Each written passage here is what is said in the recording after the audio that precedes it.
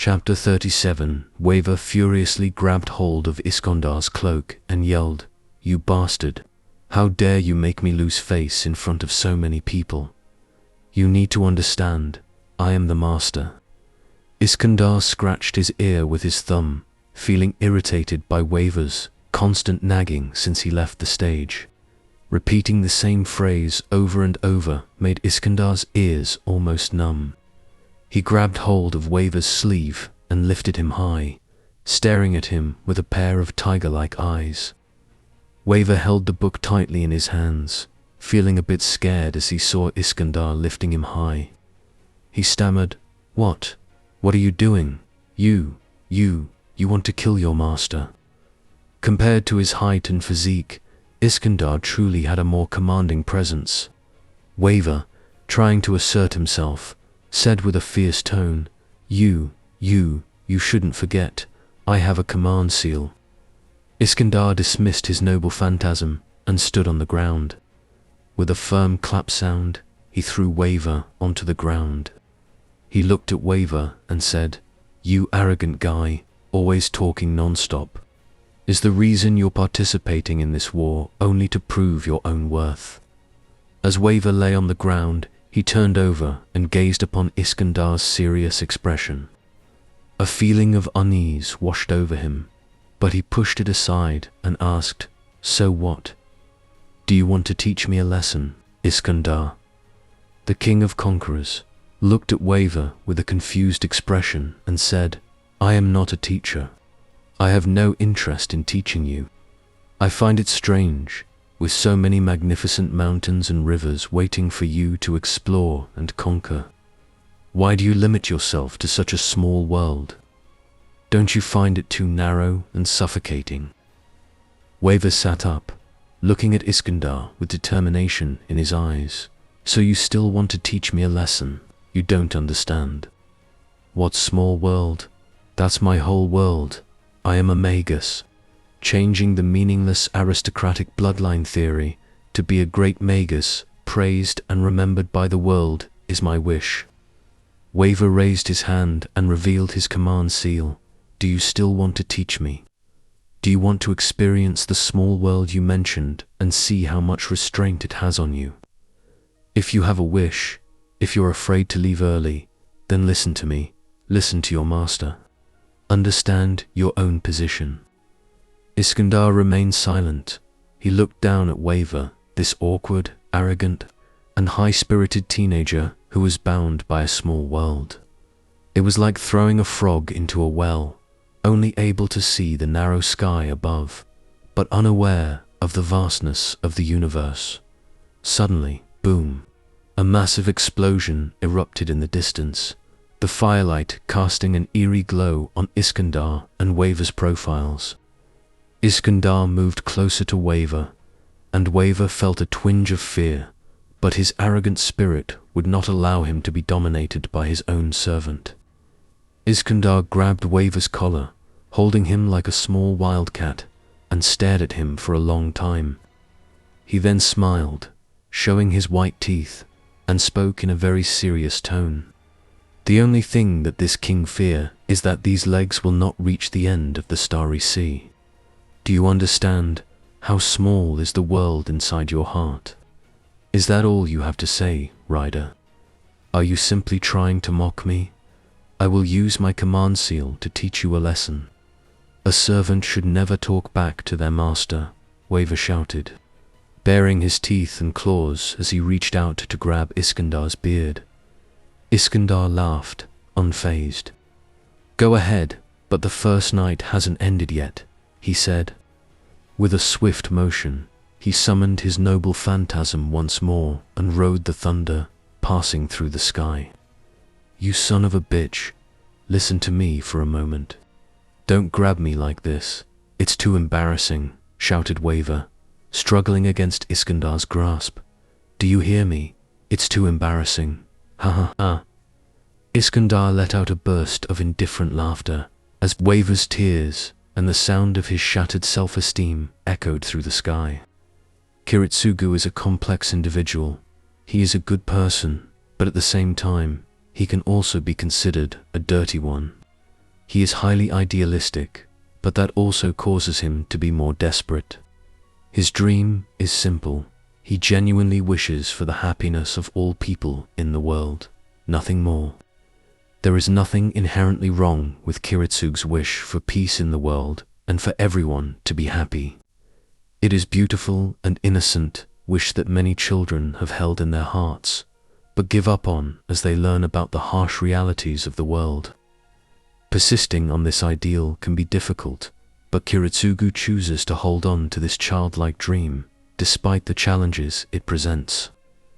Kiritsugu is a magus and a good person, but his methods are ruthless and his moral boundaries are non-existent. He will use any means necessary to achieve his goals, and his initial good intentions cannot change that. The Ironsborn family's assistance in summoning the legendary King of Knights did not fill him with excitement or honor. Instead, it made him feel extremely angry and helpless. He was angry that the legendary king, who was said to bear the fate of a country, was just a girl. It went against his sense of justice that the fate of a country should be placed on a girl's shoulders. On the other hand, he was helpless because the Night King, who was known for her glory and righteousness, was incompatible with his own methods and beliefs. Kiritsugu held firm to his beliefs in realism, and regularly carried out tactical simulations to eliminate any illusions from his mind. As a result, his methods, while effective, were perceived as evil by the world. On the other hand, the Night King was a staunch advocate of chivalry and believed in facing opponents directly, relying solely on brute strength to overcome them. This approach was incompatible with Kiritsugu's methods. Despite his admiration for the Night King's righteousness and his desire for a world filled with more kind-hearted individuals, Kiritsugu found himself at odds with the Night King's approach. As a result, he divided his troops, with Irisfiel leading the charge in a direct attack against the enemy, while Kiritsugu took charge of secretly ambushing them.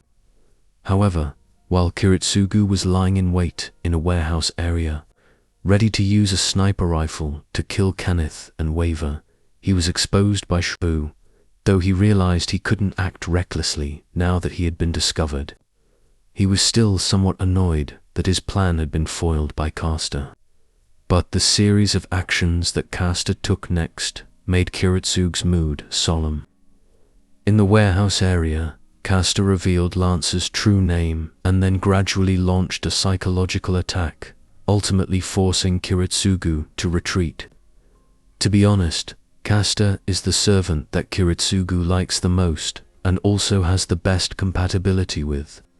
However, Caster is an enemy, and so Kiritsugu must eliminate him early. Compared to the bright and idealistic heroes, Kiritsugu believed that servants who were more grounded in reality, like himself, were the most difficult opponents to deal with. If given the choice, he would eliminate them as soon as possible. There was no chance originally. However, Caster made a crucial mistake by not switching to a spiritual body, providing Kiritsugu with an opportunity to strike. Despite his suspicions that Caster had ulterior motives and was possibly trying to lure him into a trap, Emir Kiritsugu made the decision to proceed with his plan. Yes, Emir Kiritsugu, a master assassin, typically operated in secrecy. However, he possessed a remarkable level of courage.